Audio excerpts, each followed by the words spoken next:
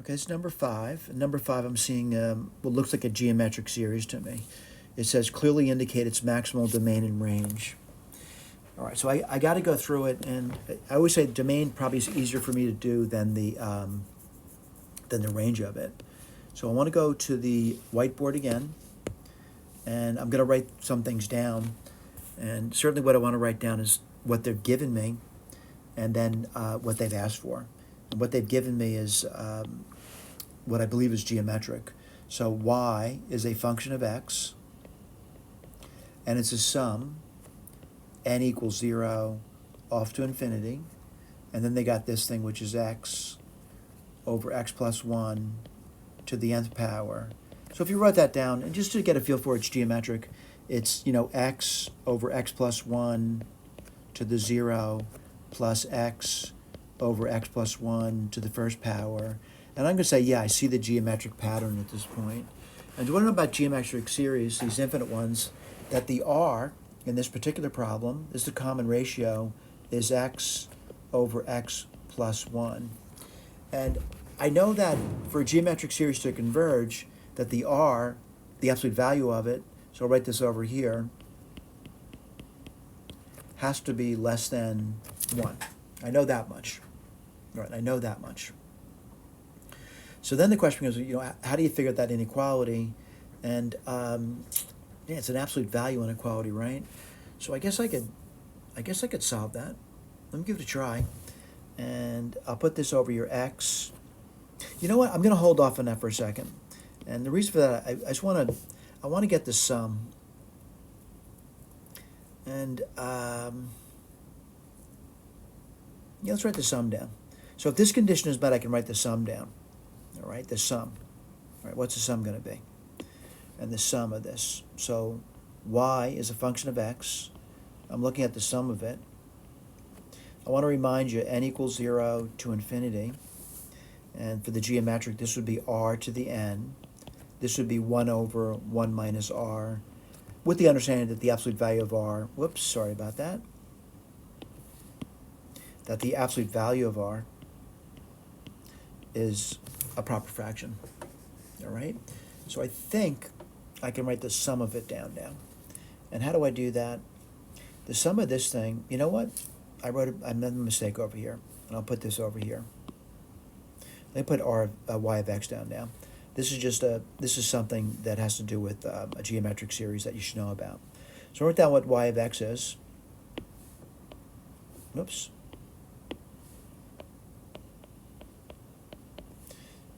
It's going to be 1 minus the common ratio. Well, I got to figure that out, don't I? So I'm going to multiply top mono by x plus 1. The bottom would be x plus 1 minus x.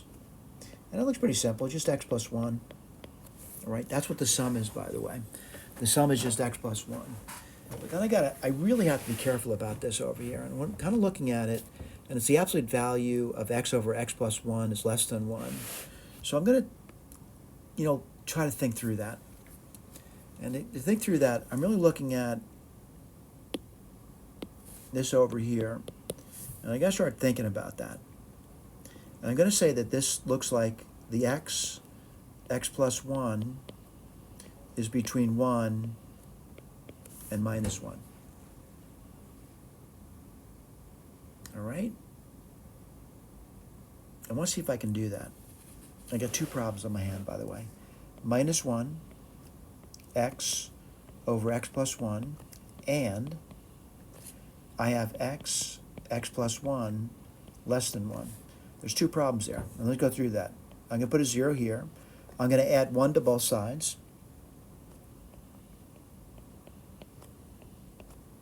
And 1 is the same thing as x plus 1 over x plus 1.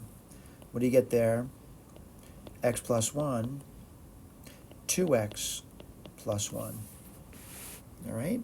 We'll do that in a moment, by the way. I'm going to take 1 from both sides. What do you get? X over x plus 1 minus 1, which is x plus 1 over x plus 1. And that should be less than 0. By the way, these are connected with the word and. So you get x plus 1. Here you're going to get minus 1 less than 0. All right? Because x minus x is nothing, but you get minus 1. I'm going to put a number line down for each of them. And this is going to be at minus 1. And I took a test point. A good test point to choose would be anything above minus 1, like 0, plug it in. And what would you have over here? Let me be careful about that. If you have something above minus 1, like you take 0, and you plugged it in, yeah, that's good. All right, that satisfies. What does it mean? It means from minus 1 off to infinity. That satisfies that. Let's do this one over here, though. And I'm looking at it, and I still see the minus 1. And I see minus 1/2. And minus 1/2 is over here somewhere. And you know me, I'm going to test it. All right, so I'm going to test out, a number to the right of minus 1/2, like 0, plug it in. Oh, that's okay. That satisfies that. Again, I'm looking at this to do that, by the way. I'm going to take a number below minus 1, like, minus 10. Get negative. Oh, that satisfies that too. Goes off in that direction. If you took a number in between that, like, minus 0.9 and plugged it in, that would not satisfy that inequality. Then the question becomes, if it's the word and, it's where they intersect. Well, let me put the other line next to it.